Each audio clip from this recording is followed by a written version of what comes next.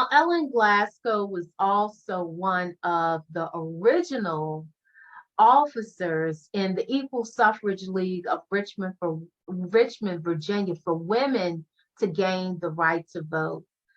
And so this was at the turn of the century, the early 1900s, and she was part of that suffrage movement. I'd like to read a little bit from my book, just to give you a taste. Now, what's so interesting about my book, Cast by Iron, is that you're going to experience the viewpoint from the Black and the white Glasgows, both of those descendants. So it's important to see both sides of the history, and that's why this book is, a little scandalous, because you're going to see it all, and it will be revealed to you. So now I'm just going to read a little bit, and this is coming from chapter 3. The title of chapter 3 is called Guest of Honor. And this is in the personified narration, the voice of Ellen Glasgow. So let's take a look and listen. It was no secret if women didn't get the right to vote, the Black vote would not be supported by us. England had long used America as its threshing floor to wipe its dirty feet. There should be no sense of wonderment why America would want their own slaves. White women fighting for a chance to cast their vote in the House of Freedom while stepping on the coattails of women of color. It seemed to be the only way to win in this society, to grab hold of the power. The Black goddesses of beauty, the charm of Aphrodite, may have cradled our men, but we live in the rook, flanked by knights to protect the king, scratching our own attack at the political ban at the height of the century. The vile, beastly behavior of my father left my mother in no position to debate, deflect, nor defend men and their decision-making processes at this point. Whether my mother would attend a meeting or not, saying yes, just even this once, was the necessary distraction from the evils that plagued her. It made her feel a wee bit happy inside, just enough to help push her through the rest of the night. Coincidentally, she said yes to the calls numerous times thereafter.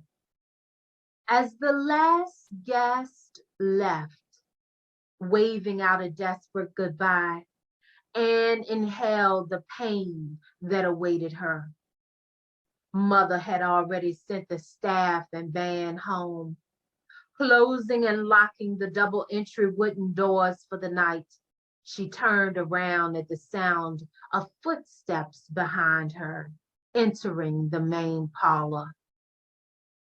It was Emma, picking through the pettifords. Anne turned around slowly with her back against the door. She watched Emma without moving a muscle. Breaking off a piece of cake, enjoying the bite, Emma delicately picked up a gold-rimmed goblet, a wedding gift from Glasgow's mother. And dear, the woman who holds the goblet kindles the flame. Emma poured herself a glass of roseberry punch, ravishing in the taste as she stood there in the nude. Her body glistened with perspiration from the obvious heat the two had manufactured. Pouring more punch, she sets the crystal pitcher down, only to notice Mother standing there against the door like a scolded child, laughing. Emma walks right in front of her, flaunting her nudity. You old fool, she shouted as she walked to the bedroom her and my father, Francis Thomas Glasgow, shared.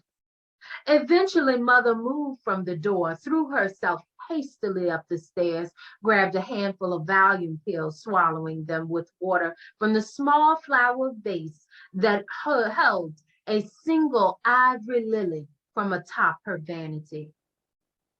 Catching a glimpse at her disturbed appearance in the mirror while dragging herself to her lonesome bed, her thoughts vibrated with electricity, sharp and jagged.